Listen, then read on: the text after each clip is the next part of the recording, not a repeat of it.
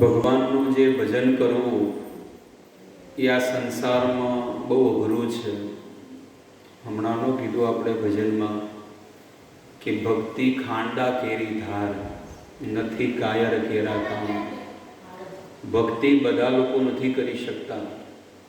સંસારનું બધું સુખ દરેક વ્યક્તિને મળી શકે છે, પણ પ્રભુનું નામ છે ને કોઈ નથી લઈ શકતું. તમે ધારો ને તો પણ તમે નહીં લઈ શકો. જો તમારું હૃદય પવિત્ર હશે ને તો જ તમારા મુખમાં ભગવાનનું નામ આવી શકશે. એનું પ્રમાણ પણ છે. આપણા સંતો ગાય છે ગુજરાતના કે જેના મુખમાં રામનું નામ નથી, એવા દુર્જનનું અહીં કામ નથી. શું કહે છે? જે વ્યક્તિના મુખમાં જો ભગવાનનું નામ ન હોય ને તો એ સજ્જન નથી, પણ કોણ છે? દુર્જન છે. રૂપિયો હોય, ગાડીઓ હોય, સુંદર પત્ની હોય, પરિવાર હોય, ઊંચો કુળ હોય, બધું હોય, પણ ભક્તિ ન હોય તો કેવું છે? એટલે સંતોએ એ શ્લોક પણ છે ભાગવત શાસ્ત્રમાં, વેદમાં છે કે જેવી રીતે સુંદર શણગાર સજેલો છે પણ વસ્ત્ર ન પહેર્યા હોય તો. વેદમાં વેદવ્યાસ મહારાજ લખે છે કે કોઈ નારીએ આખા શરીર પર ઘરેણાં પહેર્યા છે, હાથમાં, પગમાં, બધે, પણ એકે વસ્ત્ર ન પહેર્યું તો એ નારી કેવી લાગે? એવી રીતે વેદવ્યાસ મહારાજ કહે છે કે જેની પાસે બધું છે, ગાડીઓ, બંગલા, મોટર, નોકર, ચાકર, પ્રોપર્ટી, બેંક બેલેન્સ, દુનિયાની બધી વસ્તુ એની પાસે છે, પણ જો ભક્તિ ન હોય તો પછી કાંઈ કામ નહીં. જૈસે સુંદર નારી કી નાક કટી હૈ, એનું નાક કપાઈ જાય ને, બસ એવી રીતે જેના જીવનમાં પ્રભુ ભક્તિ નથી ને એનું જીવન કાંઈ કામનું નથી, શૂન્ય છે, કોઈ કામ નથી. એટલે ભગવાન માટે કોશિશ કરવી જોઈએ. ભગવાનને પ્રાપ્ત કરવા માટે બહુ મહેનત કરવી જોઈએ. ભગવાનને રોજ પ્રાર્થના કરવી જોઈએ ઠાકોરજીને કે ભગવાન, મેં એવા કેવા પાપ કર્યા કે મારું મન તમારામાં લાગતું નથી. દુર્દેવ મિદૃશ મિહાજની ના અનુરાગ. શું કહે છે? કે મારું કેટલું મોટું દુર્ભાગ્ય કહેવાય કે ભગવાન, મારું મન સંસારમાં લાગે છે પણ તમારામાં મારું મન નથી લાગતું. મારું કેટલું મોટું દુર્ભાગ્ય છે. ચૈતન્ય મહાપ્રભુ નામ સાંભળ્યું છે ને? એ તો સાક્ષાત કોણ હતા? ભગવાન હતા. પણ એ ચૈતન્ય મહાપ્રભુ જે છે ને, જ્યારે ઓરિસ્સામાં જગન્નાથપુરીમાં ગયા,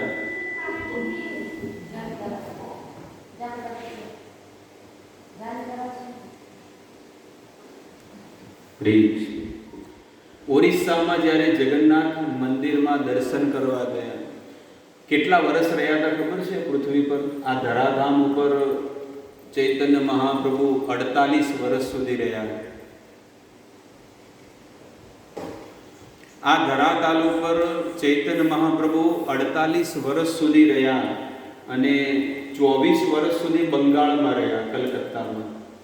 24 વર્ષ પછી એમને એવું થયું કે મારે હવે સંન્યાસ લેવો પડશે, કારણ કે મારું જે કાર્ય છે ને અધૂરું રહી જશે. ભગવાન કૃષ્ણ આવ્યા તો 11 વર્ષની ઉંમરે મથુરામાં ગયા અને કંસ ઉપર ચડાઈ કરી. ભગવાન આવે તો ઊંઘવાનું કામ કરતા, એવું નહીં કે લાવો થોડો રૂપિયો બનાવો, થોડી મહેનત કરું કે આ કરું, ઘર પરિવાર વસાવું, નહીં. ભગવાન આવે તો પહેલું કાર્ય એ જ કરે છે કે ધર્મની સ્થાપના કરે છે. એવી રીતે સંસારના જીવોને પણ શીખવાડે છે કે તમે તમારું ઘર પરિવાર બધું સંભાળો, પણ તમારા પિતૃઓનું કલ્યાણ માટે તમે એમાં પણ આગળ વધો.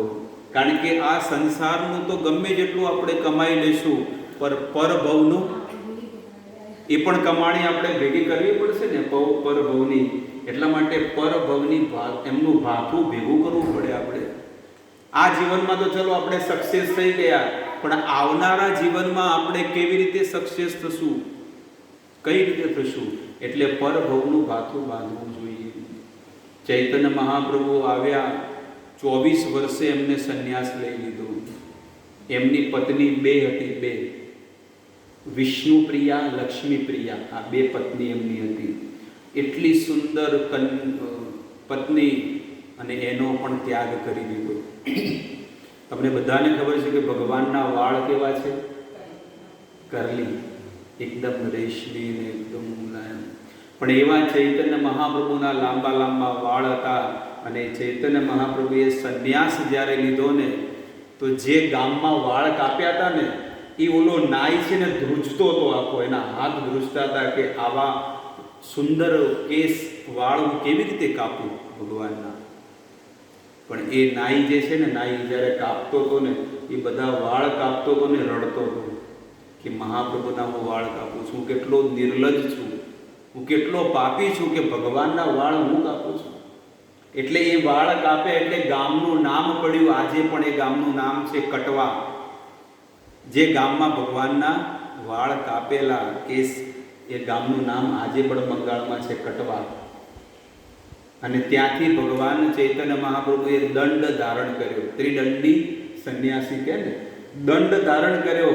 પણ નિત્યાનંદ પ્રભુ એ કોણ છે? બલરામ. કળિયુગમાં કોણ છે? નિત્યાનંદ. દ્વાપરમાં બલરામ, ત્રેતામાં લક્ષ્મણ. હરેક યુગમાં ભગવાન બનીને આવે છે ને એમના ભાઈ. તો આવી રીતે બલરામજી નિત્યાનંદ પ્રભુ આવ્યા અને એમને ખબર પડી કે કટવામાં સંન્યાસ લઈ લીધો અને દંડ ધારણ કર્યો. એ દંડ લીધો અને તોડી નાખ્યો, ફેંકી દીધો ગંગામાં. આવું તમારે નથી કરવાનું. ત્યારે ગમે તે કરીને ચૈતન્ય મહાપ્રભુ છે ને બધું છોડીને જતા રહ્યા કે મારે મારું લક્ષ્ય મારે સાધવાનું છે, કે મારે જીવનમાં હું શાના માટે આવ્યો છું અહીંયા. ત્યારે ચૈતન્ય મહાપ્રભુ છ વર્ષ સુધી ભારત ભ્રમણ કર્યું. આખું ભારત ચૈતન્ય મહાપ્રભુએ ભ્રમણ કર્યું. અને છેલ્લે 18 વર્ષ સુધી છે ને ભગવાનના વિરહમાં, એ પોતે ભગવાન છે પણ પોતે ને પોતે ભગવાનના વિરહમાં છે ને બહુ દુઃખી થઈ ગયા. પુરીમાં ગયા છે કોઈ? નહીં ગયા. આજે પણ એ સ્થાન છે. આજે પણ એમના શું કહેવાય, અમુક અવશેષો કે જે ભગવાન વાપરતા ને એ આજે પણ ત્યાં આગળ છે પુરીમાં, જગન્નાથપુરીમાં. અને એ સ્થાન પણ છે આજે. એ સ્થાનમાં ચૈતન્ય મહાપ્રભુ 24 કલાક ત્યાં ને ત્યાં રહેતા. અને રાતભર છે ને કૃષ્ણનું વિરહમાં આમ જાય, ઓલી બાજુ જાય, અને પછી પોતાનું જે માથું છે ને એ દિવાલ પર શું કરે? પછાડે, ભટકાડે. અને આખા શરીરમાંથી શું નીકળે છે? બ્લડ, લોહી નીકળે છે. હા કૃષ્ણ, તમે ક્યારે મળશો મને? એ બહુ સુંદર એ સ્થાન છે કે આજે પણ ચૈતન્ય મહાપ્રભુએ જ્યાં ભગવાનના વિરહમાં જે પ્રાર્થના કરી છે, જે સ્તુતિ કરી છે, 18 વર્ષ સુધી ભગવાનના વિરહમાં ચૈતન્ય મહાપ્રભુ રડે છે બહુ, રાતભર સુધી. એટલે કે છે કે આવો ભાવ જીવાત્માને ક્યારે આવશે? આપણે તો આ જડ શરીર લઈને બેઠા છીએ ને, એટલે આપણને જડ શરીરમાં એવા દિવ્ય વસ્તુનો અનુભવ થતો નથી. ખબર પડી? હવે આ બધું પેક છે, પણ બહાર કોઈને ખબર પડે કે અહીંયા આટલો જોર જોરથી અવાજ આવે છે? અહીંયા કેટલું આમ કાન ગુંજી પેલું થાય છે ને, પણ અહીંયા આ કાચ બંધ છે, કાચ ખોલી નાખો તો ત્યાં અવાજ સંભળાય. એવી રીતે આપણે આ ભૌતિક શરીર જે માયારૂપી ધારણ કર્યું છે ને, એટલે ભગવાનનો આભાસ આપણને થતો નથી. સંસાર બધું દેખાય આપણને કે સવારે આટલા વાગે ઉઠવાનું છે, કામ ધંધે જવાનું છે, આટલું કામ કરવાનું છે, આટલા પૈસા લેવાના છે, આટલો માલ અહીંયા દેવાનો છે, અહીંયા આટલો માલ પહોંચાડવાનો છે. એ જ માણસને ભૌતિક મગજની અંદર વસ્તુઓ બેઠેલી હોય છે.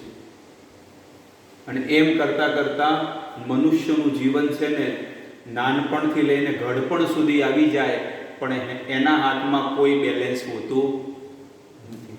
કોઈ વ્યક્તિના હાથમાં કોઈ બેલેન્સ નથી. બેલેન્સ એટલે આધ્યાત્મિક વસ્તુ. અહીંયાનું નાણું અહીંયા જ ચાલશે, અહીંયાનું નાણું ત્યાં ચાલવાનું નથી. તમે જુઓ, અહીંયાથી પણ તમારા કોઈ પરિવારવાળા અમેરિકા ફરવા જતા હોય અને તમને ફોન કરે અને તો તમારે પૈસા મોકલાવવા પડે, પણ અહીંયાના ઇન્ડિયન પૈસા ત્યાં આગળ ચાલતા. જો અહીંયાનો જ પૈસો અહીંયા નથી ચાલતો તો પછી ત્યાં ક્યાં ચાલવાનો છે? એટલે કે છે કે જો અહીંયાનો પૈસો જો અહીંયા નથી ચાલતો અહીંયાના રૂપિયાના ડોલરમાં કન્વર્ટ થાય પછી તમારા પરિવારવાળાને એ બધી વસ્તુ મળે છે. એવી રીતે ભગવાન પણ એ જ કહે છે કે અહીંયાનો જે પૈસો કયો છે, પુણ્ય, ધર્મ, ભક્તિ, એ જો તમારા જીવનમાં સૌથી વધારે હશે ને તો એ તમને પરભવમાં લઈ જશે. બાકી ધન દોલત ઓર માલ ખજાના યહી ધરા રહે જાયેગા, અને જે કમાયેલો છે એ તો ઉપડી જવાનું છે. એટલે બને એટલું આપણાથી અથવા આપણા પુત્રના હાથે આપણે ધર્મ કરવો જોઈએ, સારા માર્ગે ધર્મમાં વાપરવો જોઈએ. અને આ કાયાને, આ શરીરને પણ ભગવાનની સેવામાં લગાડવી જોઈએ. આપણું વેદ કહે છે, શાસ્ત્ર કહે છે, ને આપણે ઘણી વખત સાંભળ્યું છે કે માણસ 3 પ્રકારે સેવા કરે: તનથી, મનથી, ધનથી. તનથી એટલે કે શું કરે? શરીર ભગવાનની સેવામાં આપી દે કે ભગવાન મારી પાસે ધન નથી પણ હું આ શરીરથી તમારી સેવા કરીશ. તો કોઈ વ્યક્તિ છે ને ધનથી સેવા કરે કે ભાઈ મારી પાસે સમય નથી પણ હું ધન ભગવાનની સેવામાં લગાડીને ભગવાનની સેવા કરી શકું છું. અને ધન પણ ન હોય અને તન પણ કામ ન કરતું હોય તો મનથી તો કરી શકે કે ચલો આ લોકો આટલું સુંદર કાર્ય કરે છે તો ધન્ય છે એમને ને એમના પરિવારને ને આ સનાતન ધર્મને કે જે આગળ વધારી રહ્યા છે. અમારાથી તો થતું, પણ સંસારનો માણસ એટલું એ નથી કહી શકતો, છે કે નહીં? સંસારનો મનુષ્ય જે ધર્મનું કાર્ય કરતા હોય ને એને કોઈ અનુમોદન પણ નથી કરી શકતો. કે છે કહી સુનહી અનુમોદન કરહી. 3 વસ્તુ છે. જો કોઈ વ્યક્તિ પોતાની વાણીથી એટલું કહી દે ને કે ભાઈ આ લોકો જે કાર્ય કરે છે ને એ સુપર છે પણ મારાથી થતું નથી, બસ આટલું કરે તોય એનું કલ્યાણ થઈ જાય, પણ તોય મનુષ્ય એટલું પણ નથી કહી શકતું, છે કે નહીં? કહી સુનહી અનુમોદન કરહી. બસ આવું પોતાની વાણીથી બોલે અથવા અનુમોદન 2 શબ્દ પણ કહી દે કે ના ના હું આપણા ગામમાં આટલું સુંદર કાર્ય થઈ ગયું છે અને આપણા ગામનો આ છોકરો કે દીકરો આટલું સારું કાર્ય કરે છે તો આપણે બધાએ શું કરવું જોઈએ? મદદ કરવી જોઈએ. મદદ તો એક બાજુની વાત જવા દો, ઉલટાનું શું કરે? કદાચ આપણા ઘણી જ સંસ્થાઓ છે, કોઈ સ્વામિનારાયણ છે કે કોઈ બ્રહ્માકુમારી છે કે કોઈ પણ હોય, અને આપણા જ ગામમાંથી જો કોઈ વ્યક્તિ સારા કામમાં લાગેલો હોય ને ભગવાનની સેવામાં જતો રહે તો પહેલા જ આપણી બાજુ શું કે ખબર છે? એને કોમ ધંધો કરતે જોર આવતો તો બેસી ગયો મને. પહેલી વાત આ કરે, બીજું કાંઈ ના કરે. પહેલું પ્રશ્નનો ઉત્તર શું આવે ખબર છે? જોર આવતું હતું કે એટલે હવે શું કરે? 2 ટાઈમ મળે, સુખ શાંતિ ખાય છે ને પડ્યો રહ્યો છે. પણ તમે જઈને ખબર પડે કે ભાઈ સવારમાં 4 વાગે વહેલા ઉઠવું પડે, ઠંડા પાણી સ્નાન કરવું પડે, સાધના કરવી પડે, 2 કલાક માળા કરવી પડે, કરો ખરા ખબર પડે? એ કાંઈ ખાવા માટે જતો હોય મંદિરે? ખાવા તો એને ઘરે મળતું હતું પણ એને એનું જીવન સુધાર્યું, એનું જીવન ભક્તિમય કર્યું અને બીજા કેટલાય હજારો માણસોનું જીવન સુધાર્યું. તો એ તો આપણી માટે પૂજનીય છે, વંદનીય છે કે આપણાથી તો થતું નથી પણ આપણા જ ગામનો કોઈ વ્યક્તિ આવું કરે છે તો આપણે તો એને મદદ કરવી જોઈએ. એટલે સંત તુલસીદાસજી કહે છે કે માત્ર અનુમોદન પણ કરે ને તો એનું કલ્યાણ થઈ જાય છે. તો ચૈતન્ય મહાપ્રભુ કહે છે કે ભગવાન માટે રોજ છે ને રોજ પશ્ચાતાપ થવો જોઈએ કે કેટલું મોટું મારું દુર્ભાગ્ય કહેવાય કે મારું મન પ્રભુમાં નથી લાગતું, મારું મન ભગવાનમાં નથી લાગતું. તમે વિચાર કરો, 2 ઘડી માટે વિચાર કરો કે 24 કલાક ભગવાને આપણને બધાને આપ્યા છે, મન કેટલી મિનિટ લાગે છે? હિસાબ કરો. 24 એટલે કે 24 કલાક ભગવાને મન આપણી પાસે જ છે. એ મન 24 કલાકમાં કેટલું મન સંસારમાં લાગે છે અને કેટલું મન ભગવાનમાં લાગે છે? કેવું છે? હાર્ડ છે કે નથી? બહુ અઘરું છે કે નથી?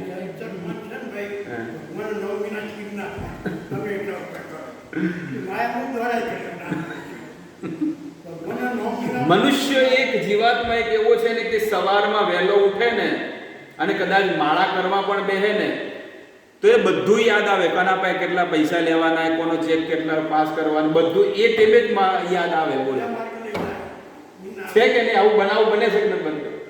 આમ આખો દિવસ યાદ કોઈ નહીં આવે, કાંઈ વસ્તુ નહીં આવે, પણ જ્યારે માળા કરવા બે હે ને એટલે ફલોણા ભાઈ આટલા પૈસા લેવાના રહી જાય, ફોન કરવાનું રહી ગયો, હરે રામ રામ રામ હરે હરે. છે કે નહીં? બધું આ તો સિલિન્ડર લખવાનું ભૂલી જ ગયા, બુકિંગ કરાવવાનું હતું. આ માળા કરો એટલે યાદ આવે બધું.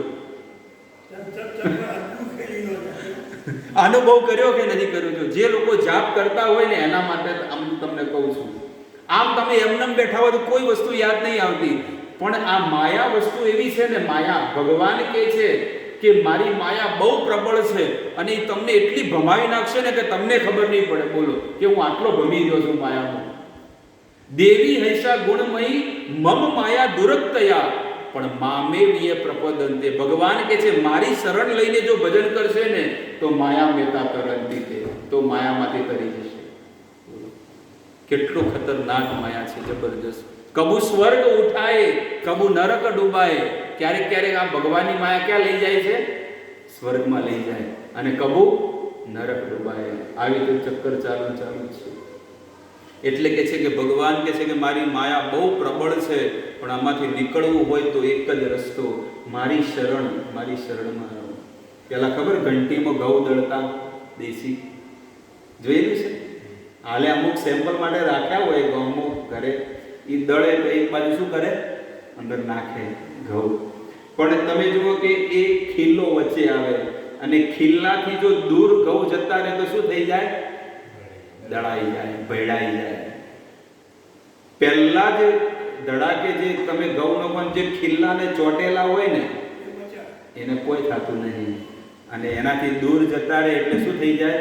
ધીરે ધીરે ધીરે પેલા 2 ટુકડા થાય, પછી 3 4 થાય, પછી 5 6 થાય, પછી લોડ થઈ બહાર આવી જાય. બસ એવી સ્થિતિ ભગવાન કહે છે કે આ સંસારના જીવની છે, કે ઓલો ખીલો જે છે ને એ મારા ચરણ છે. એ શું છે? એ જે ખીલો છે એ મારા ચરણ છે, અને મારા ચરણને જે પકડીને રાખ્યું છે ને એને જીવનમાં વાળે વાકો નહીં થાય, અને મારા ચરણ છોડીને જો દૂર જતો રહ્યો ને તો જીવનમાં દળાઈ જશે માયામાં. અને આ સંસારના માણસો બધા દળાઈ રહ્યા છે. લાવો લેવા જાય કે લાવો 5 વીઘા 10 વીઘા કે 25 વીઘા જમીન છે, લાવો વેચીને હું તો લંડન જતો રહું. લંડનનો લાવો લેવા જાય અને ભગવાનની માયા એવી કરે, 20 કલાક સુધી કોમ કરે, પણ તેઓ આગળ પૈસો જ બધું છે. બસ પૈસો જ કમાવો, મનુષ્યની કોઈ વેલ્યુ નથી. અમેરિકા, જાપાન, લંડન, ઓસ્ટ્રેલિયા, આ બધી સિટીની અંદર આ દશા છે કે માણસ રોડ ઉપર મરી ગયું હોય ને તો કોઈ ઉપાડવા વાળું આવે નહીં, કોઈ પૂછે નહીં કે આ કોણ છે, કારણ કે કોઈ ઓળખે નહીં. અને અહીંયા તમે જુઓ બોમ્બો કદાચ કોકને પંચર પડી હોય તો લાગે તરત ઊભા રહે કે ભાઈ શું થયું લે. અહીંયાનું તમે જુઓ ને ત્યાંનું વાતાવરણ જુઓ, ભલે અહીંયા તમને કદાચ પૈસો ઓછો હશે પણ પ્રેમ કેટલો છે, આજે હાલે પણ કેટલો પ્રેમ છે. એક અજાણો વ્યક્તિ હોય અને કદાચ ભૂખ્યો હોય, તરસ્યો હોય તો તમને 2 રોટલો ખવડાવી દેશે, તમને આશરો આપશે કે ભાઈ આજનો દાડો રહી જો, કાલ જાજો વાહો રહીને. છે કે નહીં? અત્યારે પણ આવા સમયની અંદર, અને તમે અમેરિકામાં જાઓ તમને કોણ રોટલો ખવડાવે?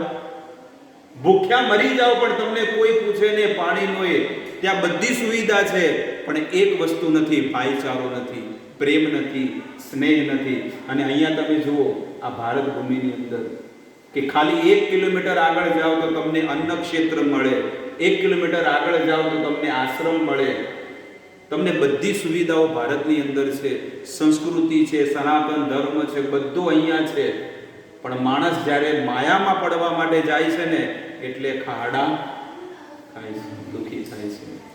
એટલે કહેવાનું તાત્પર્ય છે કે ભગવાન મને એટલું જ આપજો જેથી કરીને મારું ઘર ચાલે અને મારા ઘરે જે આવે ક્યારે ભૂખ્યું જાય નહીં. બસ મારા ઘરે જે આવે એ ક્યારે નિરાશ ન જાય અને મારા ઘર પરિવારમાં બધા સુખી થઈ જાય. એક આખી ચોપાઈ છે, પ્રભુ ઇતના દીજીએ, છે ને કે તાકે कुटुंब समाए मैं भी भूखा न रहूं और मेरे घर पे आए वो भी भूखा न जाए. બસ આટલું જ મને આપજો. એટલે આપણે બહુ પુણ્ય કર્યા છે, બહુ ભાગ્ય આપણા સારા છે કે આપણને ભારતમાં જન્મ મળ્યો, સારા કુટુંબમાં જન્મ મળ્યો, ભક્તિ મળી, આપણને ભગવાનના ધામમાં જવાનો લાભ મળે છે, ભક્તોનો સંગ મળે, અને આપણા ઘર આંગણે આવીને ભક્તો આવે છે અને આપણને હરિકથા, સત્સંગને, ભક્તિના માર્ગના ગુણ સારા આપે છે. પણ આનાથી મોટી કોઈ વસ્તુ હોય તો મને કહો. આ સૃષ્ટિમાં નહીં પણ ત્રિભુવનમાં આનાથી મોટી કોઈ વસ્તુ નથી. કારણ કે સ્વયં તુલસીદાસજી કહે છે કે બડે ભાગ માનુષ્ય તન પાવા. દેવતાઓનું નથી કહેતા, પણ કોનું કહે છે? મનુષ્યનું. તો આપણે મનુષ્ય જન્મ છે, તો આપણે આ મનુષ્ય જીવનને સાર્થક કરવું જોઈએ. રોજ ભગવાનનું ભજન કરવું જોઈએ, નિયમિત બધી વસ્તુનું નિયમ પાલન કરવું જોઈએ. આટલા વાગે ઉઠવાનું, આટલા વાગે ભોજન કરવાનું, આટલા વાગે કામ ધંધો જવાનું. એ દરેક નિયમ પ્રમાણે જો તમે ભજન કરશો, ભક્તિ કરશો, કામ ધંધો કરશો, સમાજમાં પણ બધા વ્યવહાર નિભાવશો, તો તમારે જીવનમાં ક્યારેય કોઈ પ્રકારનું દુઃખ ને કષ્ટ નહીં પડે. પણ જો થોડીક પણ તમે લાપરવાહી રાખીને કોઈ પણ કાર્યમાં, તો તમારું જીવનમાં બહુ મોટું પતન થઈ જશે. પૈસા કમાયા હોય બહુ બધા, પણ લાલચ ને લોભ આવી ગયો અને કોકને પૈસા આપી દીધા કે લાવો અને વ્યાજવા આપી દો, તો બુડીએ જાય. બધા નહીં કહેતા કે લો 2%, 3%, 5%, લોકો 10% રૂપિયા લે છે, બોલો, વ્યાજવા રૂપિયા. તો ભગવાનને આપણે એ પ્રાર્થના કરવી જોઈએ કે આપણને કેટલું બધું સુખ, સુવિધા, ભક્તિ, સંસ્કૃતિ બધું ભગવાન મને આપ્યું છે. બસ એક જ વસ્તુ મારામાં કમી છે હવે, કે મારું આ મન તમારામાં નથી લાગતું. તો રોજ તમે ભગવાનને પ્રાર્થના કરો. ભક્તિ સિદ્ધાંત મહારાજ કહે છે કે રોજ આપણા મનને છે ને 100 ચપ્પલ મારવાના. આપણા મનને કેટલા મારવાના? 100 ચપ્પલ. કારણ કે આજ આપણને અધોગતિમાં 84ના ચક્કરમાં ભટકાઈ ગયું છે. એટલે કે રોજ 100 જૂતા મારવાના. 100 જૂતાનો અર્થ શું છે? કે રોજ મન લગાડીને માળા કરો, એ જૂતા મારવાનું છે. કે મન લગાડીને તમે માળા કરો, મન લગાડીને ઠાકોરજીની સેવા કરો, મન લગાડીને ભાગવત વાંચો. બસ કોઈ પણ કાર્યની અંદર તમારું મન હશે ને તો એ સક્સેસ હશે. તો આવી રીતે આપણે કીર્તન કર્યા, કલાક, 1.5 કલાક સુધી, અડધો કલાક સુધી કથાનો લાભ લીધો. અને આજે નિર્જળા 11 છે, સૌથી મોટી. અને નિર્જળા 11ને દિવસે આજે તો બહુ બધી સાધના થઈ. આપણે થયું ન થયું? કેટલી બધી સાધના, ભજન આજે તો સવારથી લઈને ચાલુ જ છે. કેમ? કારણ કે ભક્તનું જીવન આવું જ હોવું જોઈએ કે સવારથી લઈને સાંજ સુધી એનું કાર્ય માત્ર ને માત્ર કૃષ્ણ ભાવનામૃત હોવું જોઈએ, બીજું કોઈ નહીં. તો તમારું આ મનુષ્ય જીવન સફળ બની ગયું. બાકી લોકો તો કે હા હડો જાઓ ભજનમાં, હડો જઈએ, પણ 10 મિનિટ પડે એટલે ઢીલા પડી જાય. 10 જ મિનિટમાં ઢીલા પડી જાય. પણ નોટ કમાવાનું હોય તો માણસ 20 કલાક સુધી નહીં કમાતો, એમાં એને ઢીલો પડે. હારો હજી 2 કલાક બેઠો હોય તો હજી થોડો વેળ પડી છે કે નહીં? એ ભગવાનની માયા જ એવી છે. લક્ષ્મી માણસ છે ને, લક્ષ્મી 20 કલાક સુધી થાય તો બને શરીર દુખે નહીં. એને